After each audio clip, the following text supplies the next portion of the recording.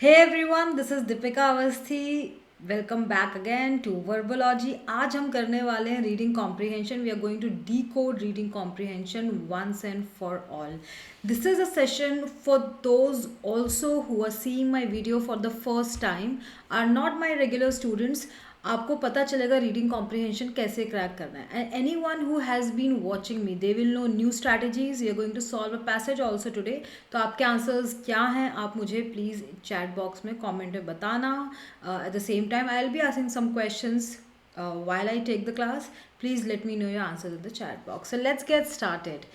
तो सबसे पहले तो मैं अपने बारे में बता दूं, बिकॉज लाइक बहुत टाइम से मैंने एक इंट्रोडक्शन सेशन निकाला था, उसको बहुत टाइम हो गया. मैं सोचा एक बार फिर से इंट्रोड्यूस कर देती हूँ अपने आप को. So I have more than 10 years of experience in teaching verbal. So I would say कि वर्बल तो मैं आपको बहुत अच्छा पढ़ा सकती हूँ, ना कि सिर्फ क्योंकि मुझे एक्सपीरियंस है, पर मैंने सारे एग्जाम्स भी दिए हैं और काफ़ी अच्छा स्कोर किया है. बहुत सारे अच्छे रिजल्ट्स भी प्रोड्यूस किए इन लास्ट 10 years. आप मेरे लिंक्डइन रिकमेंडेशंस देख सकते हो. और generally we don't ask students to write it as such, request anyone, but automatically जो थोड़े बहुत आ जाते हैं वो आ जाते हैं. But there many more testimonials in WhatsApp form and everything that way. So in 10 years easily more than 10,000 students, must have taught. It's not like I've kept a count, but 10 to 11,000, any teacher who has 10 plus years of experience must have taught 10 to 11,000 students, so same as me.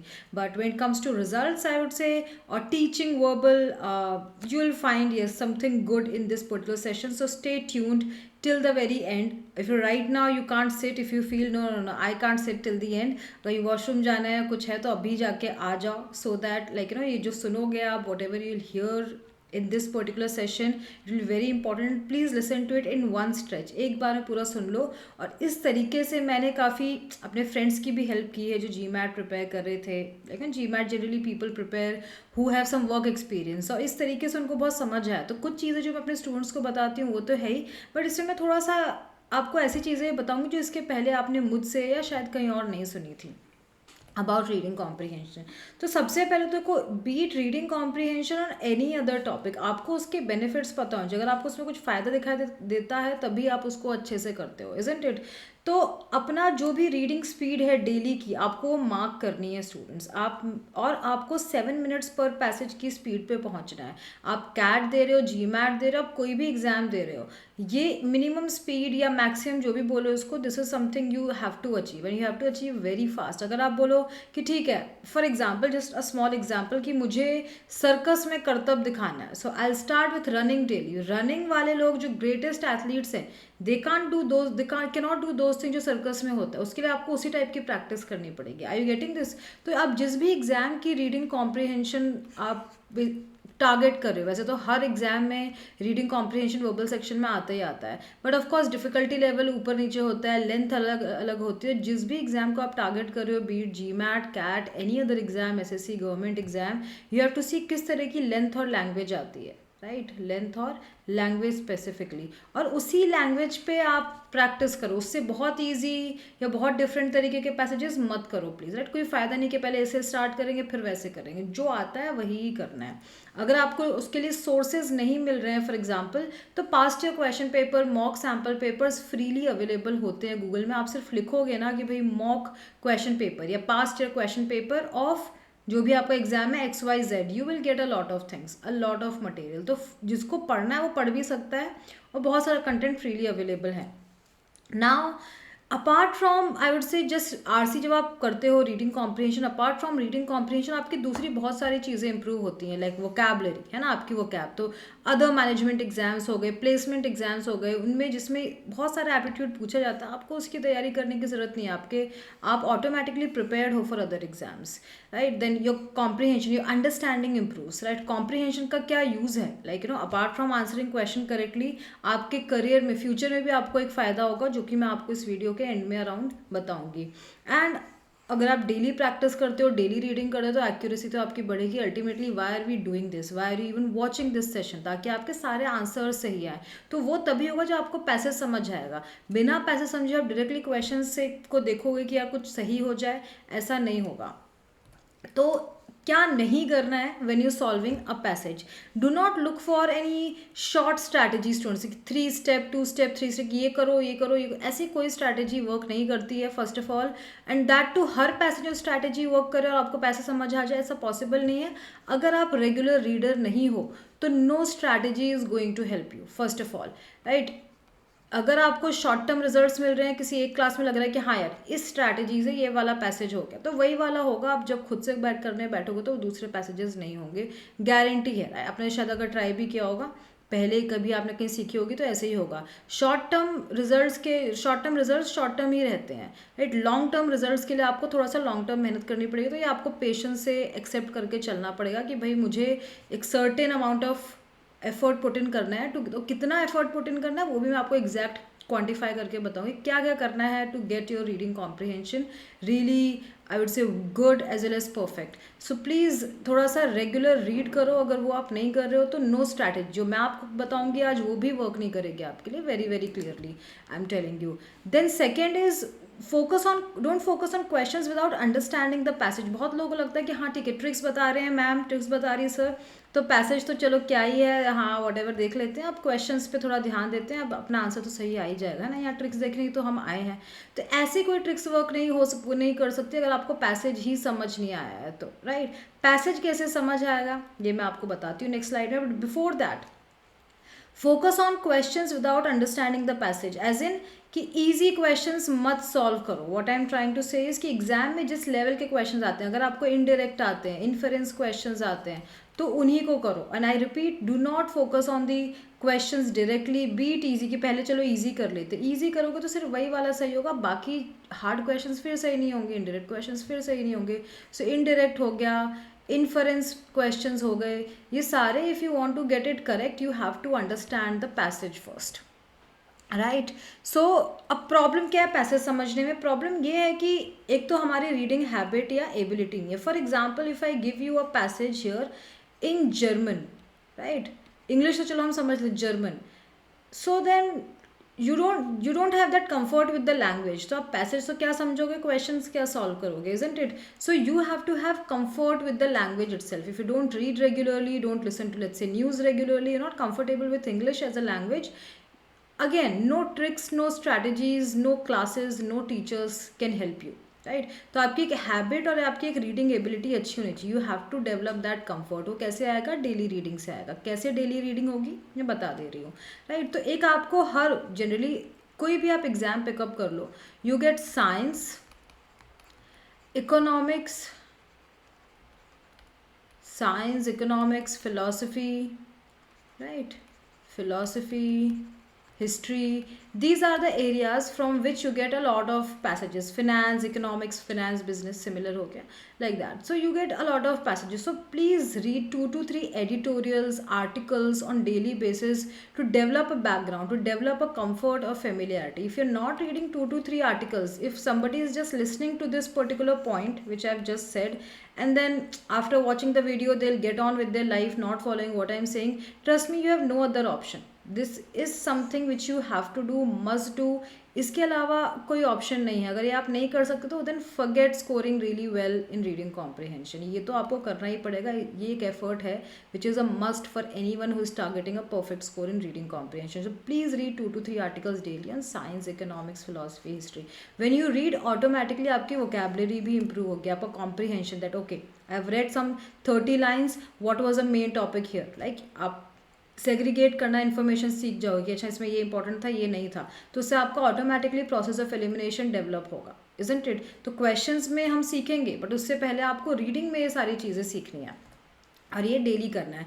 जब students read करते हैं तो कई बार पूछते हैं कि reading में भी हम कोई ट्रिक लगाएं क्या, फर्स्ट एंड लास्ट लाइन पढ़ लेते हैं हर पैराग्राफ की? नहीं.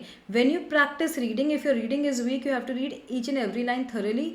भले ही पहले दिन आपको 10 से 15 मिनट लगेगा आर्टिकल पढ़ने में, बट देन उसी प्रैक्टिस को आपको 10 मिनट को 7 मिनट तक या 8 मिनट या 5 मिनट तक लाना है. Actually in exam when I say 7 minutes पर passage, you need to understand. पूरा पैसेज करने के लिए 7 मिनट्स नहीं, पढ़ने के लिए नहीं मिलते हैं आपको. 7 मिनट्स में मे बी 2 मिनट्स और 3 minutes max to read the passage, 2 minutes to read, और बाकी का जो टाइम है आपका 5 minutes, it's to solve the questions. उसके बाद आप उनको क्वेश्चंस को सॉल्व, उसमें कुछ हार्ड क्वेश्चंस होंगे, कोई इजी क्वेश्चंस होंगे। So please do not, okay, one more thing, when we, like, for example, a lot of you must be watching this video on your phone. That's okay, of course, because right now we are just learning how to approach a reading comprehension. But when you sit to study, अगर मैं class में कोई एक passage करवा रही हूँ, या अगर मैं फॉर एग्जाम्पल आप खुद से कोई पैसेज कर रहे हो, तो फ़ोन अवॉइड करो। Why am I saying this, phone avoid करो, बिकॉज फ़ोन में पीछे आपके नोटिफिकेशंस आते हैं, बहुत डिस्ट्रैक्शन होता है, और फ़ोन में आपका एग्जाम भी नहीं होने वाला, इजंट इट? आपका एग्जाम एक कंप्यूटर में होगा, तो या तो अगर आपके पास कंप्यूटर या लैपटॉप है तो ग्रेट, आप उसमें करो।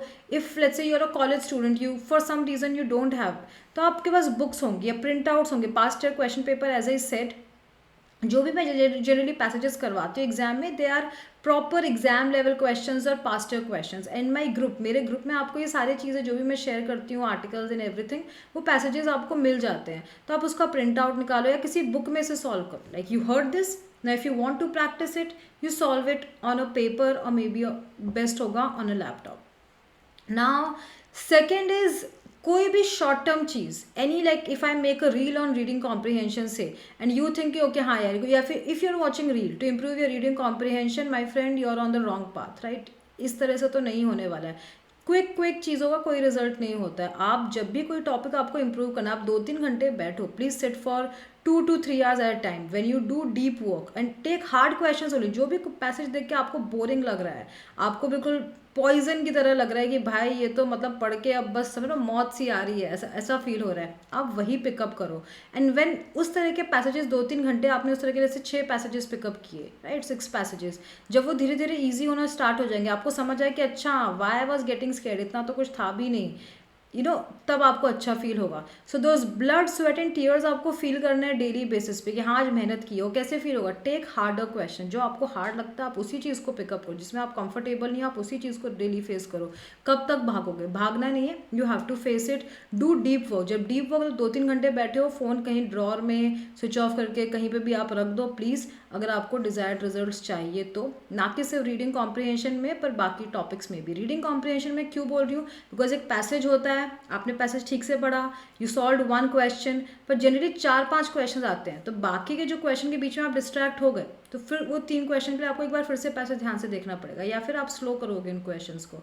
सो मेक श्योर आप एटलीस्ट जब तक एक पूरा पैसेज खत्म नहीं कर लो, तब तक तो आप डिस्ट्रैक्ट नहीं हो सकते। At the same time in exam you have to solve minimum 2 to 3 passages, isn't it?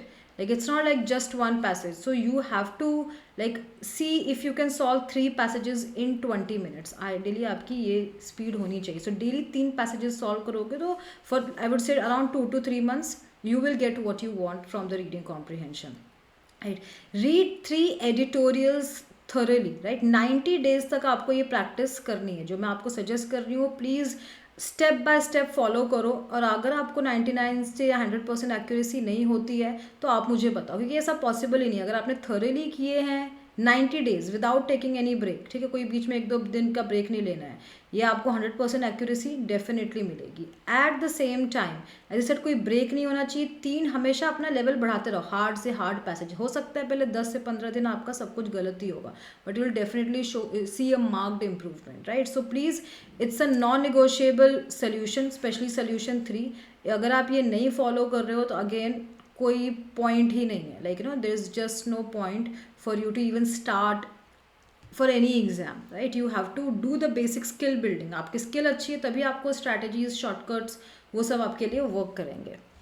Now let us take a look at the passage here, right? So it's a science passage. एक मैंने लिया है science passage because science passages are again quite common in our CAT and GMAT if we see. So let us take a look. Scientists long believed that 2 nerve clusters in the human hypothalamus called suprachiasmatic nuclei, that is SCNs, ठीक है, were what controlled our circadian rhythm. So when we read these first to 4 to 5 lines, हमें काफ़ी difficult words मिल रहे हैं। Someone who is not at all comfortable with science passages, someone who is English is below average, उसको तो ये बहुत ही horrific लग रहा हो कि यार ये क्या लिखा है, कैसे समझूँ मैं, है ना? पर अगर देखो हर चीज़ समझने कि अगर उसने एटलीस्ट एग्ज़ाम की तैयारी थोड़ी एडवांस में शुरू की है, इस तरह के 100, 150, 150 साइंस पैसेजेस उसने पढ़े हैं, तो उसको एटलीस्ट भले ही कुछ वर्ड्स डिफिकल्ट लग रहे हैं पर person will be able to figure out few things, isn't it? Few things, yeah, just a minute. Science passages about the passage, at least important things.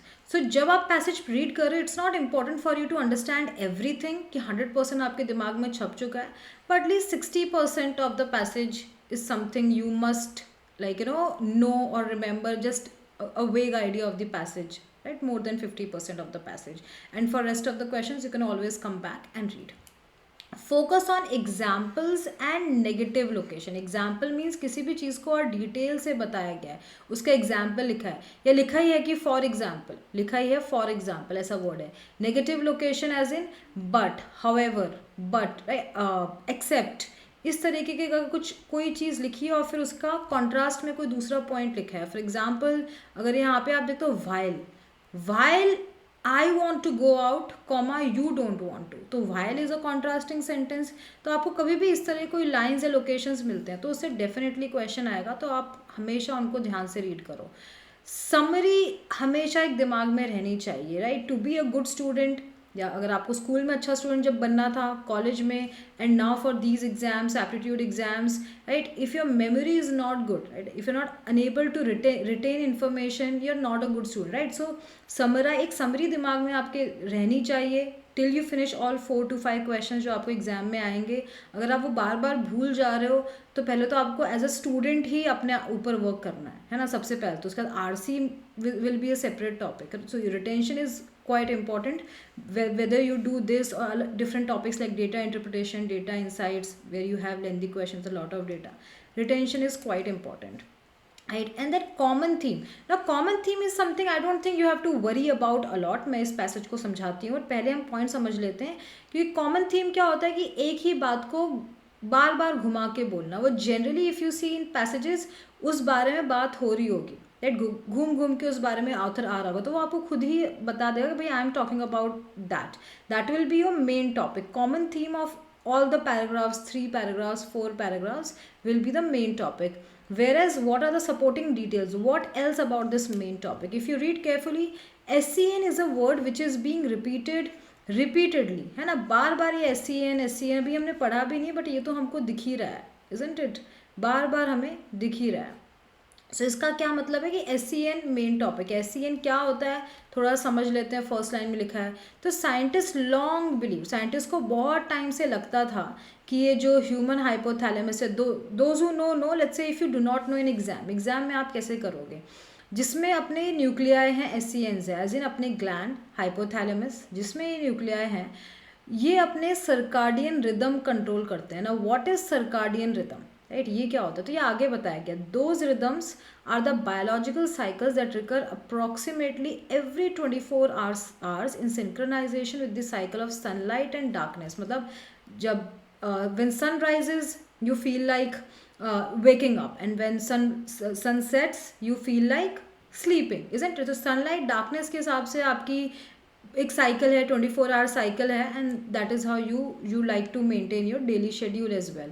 तो साइंटिस्ट ने देखा, साइंटिस्ट देखा इन सम एनिमल्स, लेकिन उनकी एक्टिविटी लेवल, अलर्टनेस, ये सारी चीज़ें. For example ये कहीं ना कहीं daily fluctuation of blood pressure, ये इस डेली साइकिल 24 आवर साइकिल से सिंक्रोनाइज्ड है कैसे ना कैसे, तो ये रिलेटेड है.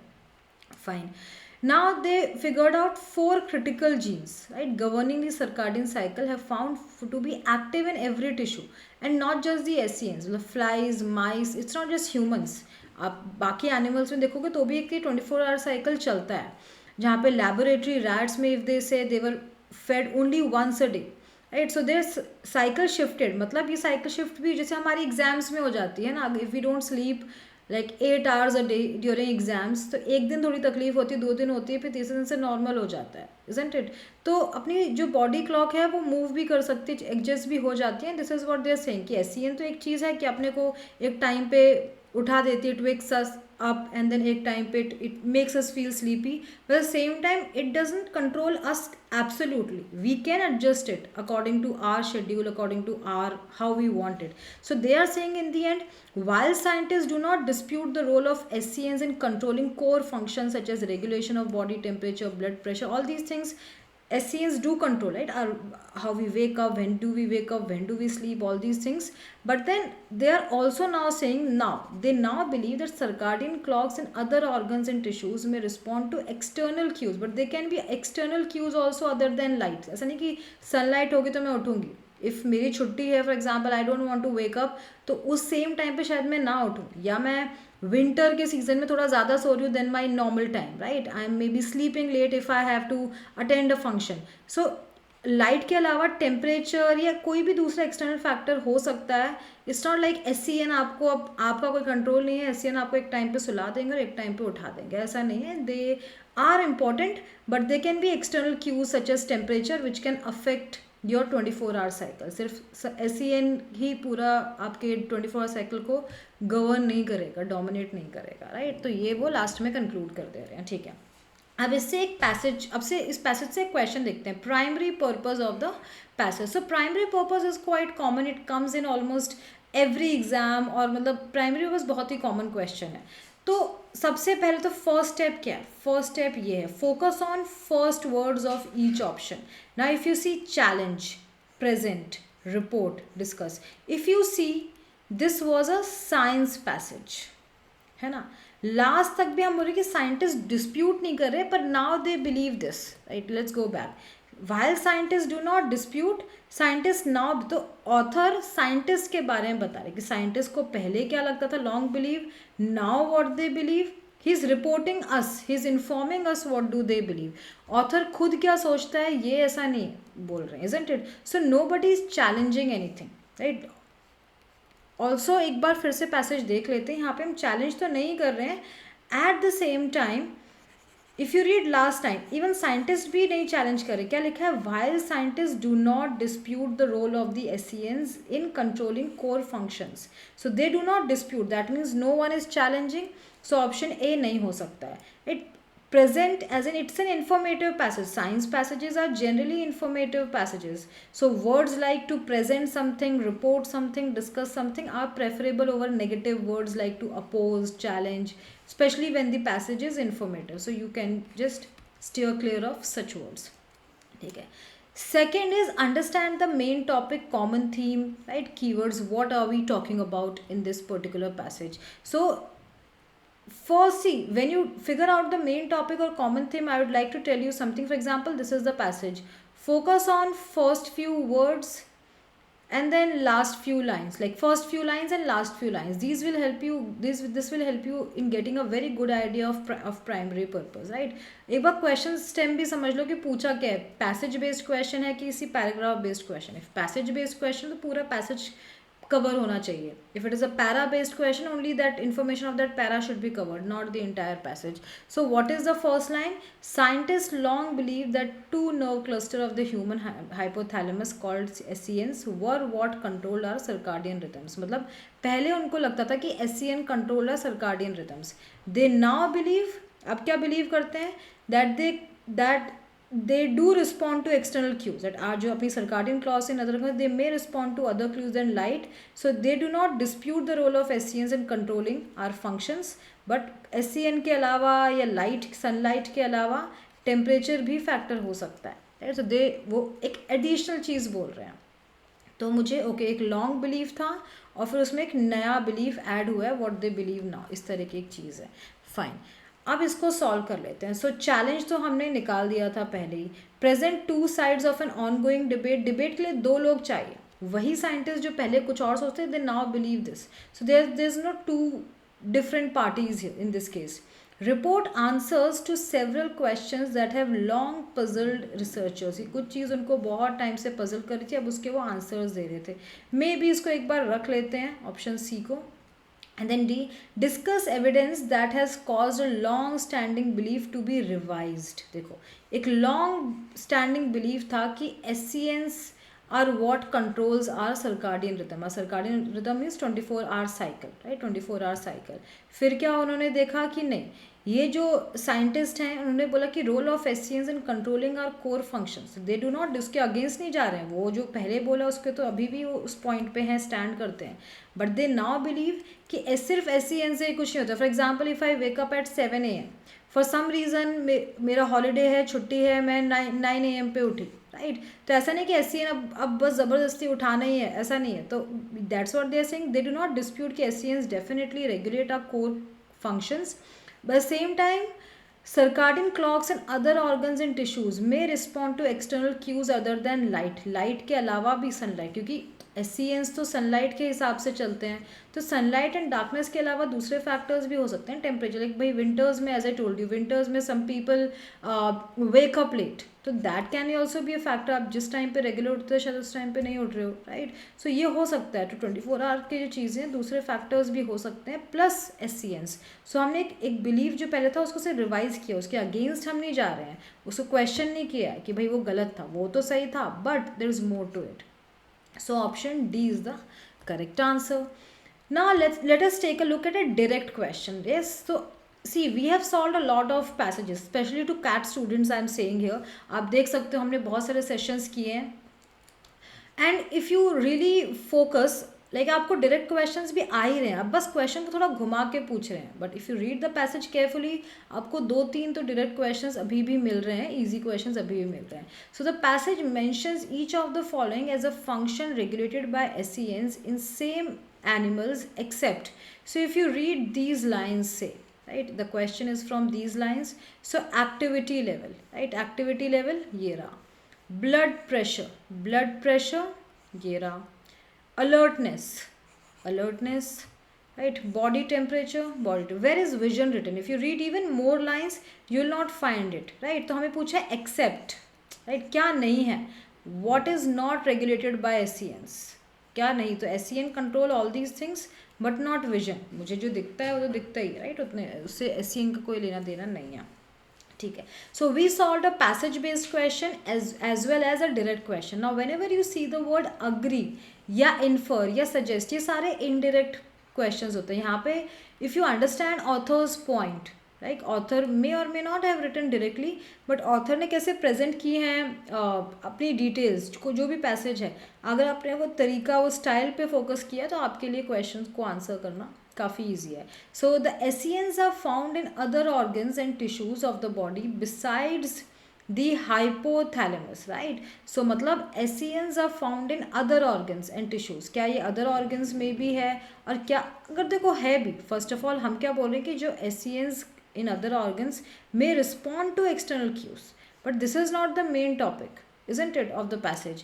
SCNs play a critical but not exclusive मतलब only कि SCN से ही आपका सर्काडियन रिदम चलेगा. अगर SCN नहीं है आपके बॉडी में तो आप नहीं तो ना तो सो सकते हो ना उठ सकते हो, तो ऐसा नहीं है, right. That's what we are saying. Temperature, बहुत सारे दूसरे फैक्टर्स भी हो सकते हैं. So they are important but not exclusive मतलब सिर्फ यही एक चीज़ है जो ये संभाल रही है, ये नहीं हुई तो कुछ नहीं हो सकता, ऐसा कुछ नहीं है.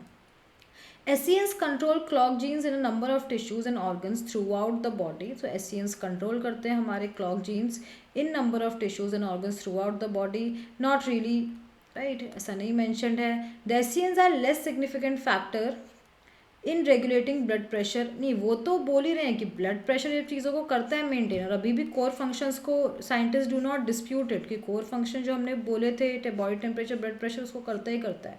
बट दूसरी चीज़ें भी अफेक्ट कर सकती हैं, जैसे फॉर एग्जाम्पल एनवायरमेंटल टेम्परेचर कैसा हुआ है and all these things, right. तो ये तो एब्सोल्युटली रॉन्ग है.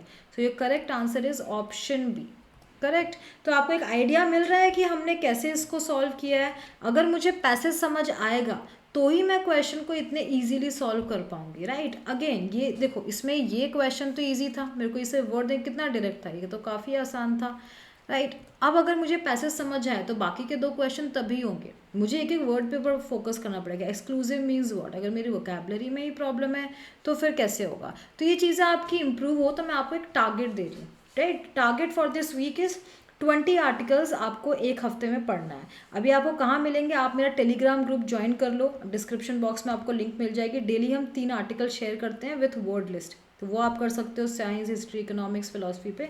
आप लिंक पे क्लिक करके पूरा आर्टिकल न्यूज़ का, या अगर आपको और भी एक्स्ट्रा पढ़ना है कहीं और से तो आप वो भी कर सकते हो। But we have this thing in our group कि हम डेली शेयर करते ही करते हैं।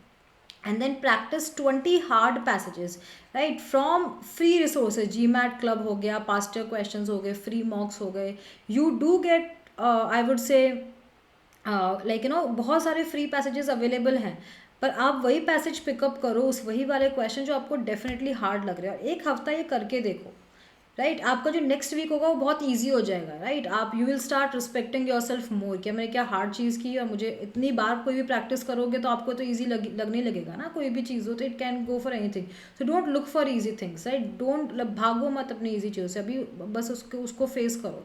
नहीं हो रहा है, टाइम लग रहा है, बट 20 हार्ड पैसेजेस आपको करने हैं। ये आपके 2 टारगेट्स हैं, समझ लो I am giving you homework, ठीक है।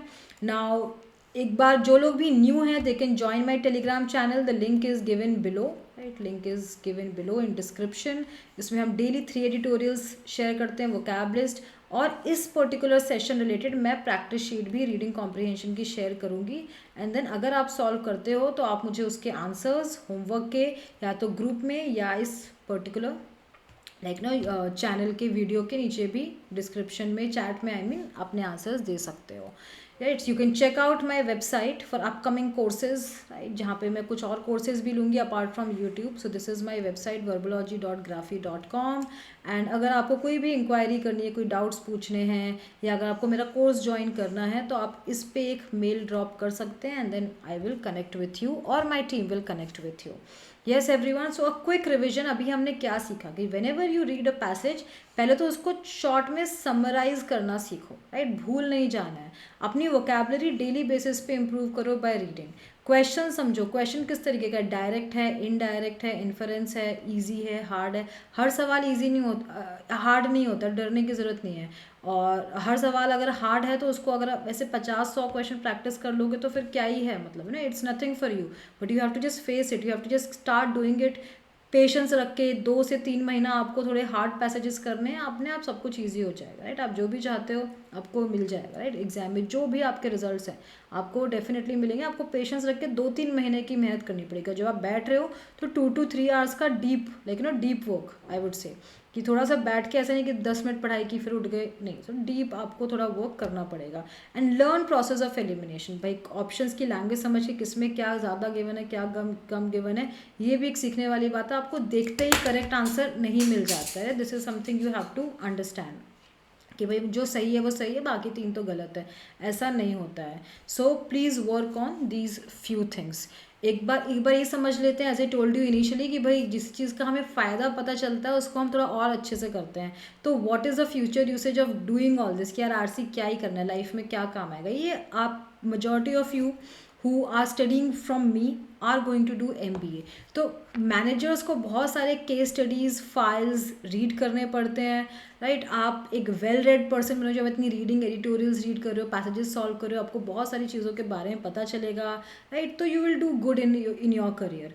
Your ability to read in between the lines will improve, right. आपको एक शार्प माइंड बनेगा, आप ऑब्जर्वेंट ज़्यादा बनोगे, कि आपको इन्फरेंस इंडायरेक्ट क्वेश्चन ज़्यादा पूछे जा रहे हैं, जो डायरेक्टली लिखा नहीं है आप वो भी समझो, isn't it? एंड आप बहुत सारे दूसरे अदर मैनेजमेंट एग्जाम्स के लिए भी ऑलरेडी प्रिपेयर्ड हो गए, बिकॉज ये तो सब में ही आता है। इसके थ्रू आपकी वोकैब, ग्रामर, दूसरी चीज़ें भी धीरे धीरे इंप्रूव हो रही हैं। सो आप बहुत हद तक अदर मैनेजमेंट एग्जाम्स के लिए प्रिपेयर्ड हो। आपको अलग से उसके लिए उतना ही 6 महीने का टाइम निकालने की ज़रूरत नहीं है, मैक्सिमम 1 मंथ। अगर आपने रीडिंग कॉम्प्रिहेंशन पे ध्यान दे दिया तो आप बहुत सारे टॉपिक्स आपके साथ साथ में पैरेलली हो ही जाते हैं। So few traps to remember. Avoid extreme language. Extreme language as in words like only, always, never, right? All these things, if you're getting solely, right, और बेस्ट, लार्जेस्ट, बिगेस्ट, उस तरीके के वर्ड्स, तो 90% times इस तरह के words या language आपको दिख रही तो गलत ही होगी। Sometimes can be true, exception हो सकता है, बट मोस्टली तो गलत ही होगी। हमेशा मेन टॉपिक क्या है और सब टॉपिक क्या है, एडिशनल इन्फॉर्मेशन, सपोर्टिंग डिटेल्स क्या है और मेन टॉपिक क्या है, ये आपको पता होना चाहिए before you even start the question, right.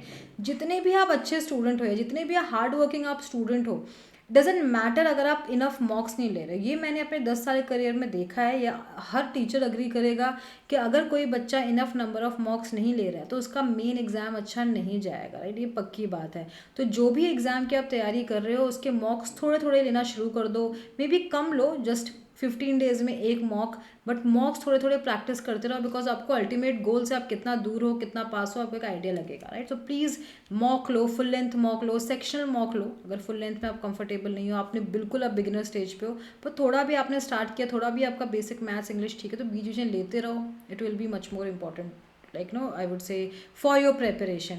Also please remember, ये जितने भी एग्जाम्स है रिजेक्शन प्रोसेस है, कोई बैठा नहीं कि हाँ ये बच्चा मेहनत करेगा। आप पूछते टीचर को हम एक दिन में कितने घंटे पढ़े, मैंने बोला 4 घंटे पढ़ो, आपने बिल्कुल रोबोट की तरह फॉलो किया, आपका फिर भी सिलेक्शन, आप लोग लो हमको तो जो बोला था हमने वही किया।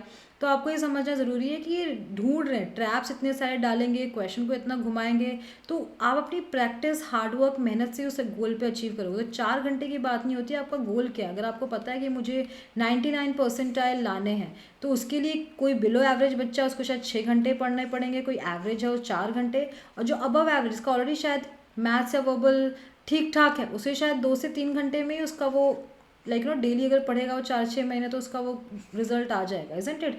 तो जो जनरली आपको रिकमेंडेशन मिलते हैं दैट इज़ बहुत ही generic, like but then all the rules may not fit all, at every one is different. तो प्लीज़ कितने घंटे पढ़े ये मत पूछो, क्या गोल है उसको उसको उसके पीछे लगो, और उसके जितनी मेहनत लगती है वही आप करो। मैं हमेशा ये चीज़ बोलती हूँ कि it's all about the effort and the right amount of effort you put in, and there is no like fixed right amount for all, सबका राइट अमाउंट अलग अलग होता है। तो अगर आपको अपना गोल क्लियर है तो उसके लिए फिर आप अपना बेस्ट दो, दैट्स एंड रिमेंबर राइट। अगर आपको एज ए रिजेक्शन प्रोसेस, अगर आपको उतना भी नहीं डर है इस एग्जाम का कि यार नहीं सिलेक्शन होगा तो देखेंगे कुछ और, तो मोस्टली वेरी ऑनेस्टली आपका नहीं होगा। आपको एक डर होना चाहिए फेलियर का कि यार नहीं हो सकता, लाइक नो नहीं हुआ तो बहुत प्रॉब्लम हो जाएगी, ये तो क्रैक करना ही है, ये एग्जाम तो निकालना ही निकालना है। अगर आपके अंदर जब वो एक इमरजेंसी और सेंस ऑफ अर्जेंसी होगी, तभी ही you are going to crack this exam, और anything for that matter, you have to have hunger for things, तभी आप उसको अच्छे से उस गोल को अचीव करोगे। अगर आपको लगता है नहीं ठीक है इसके बिना भी बहुत ऑप्शन है,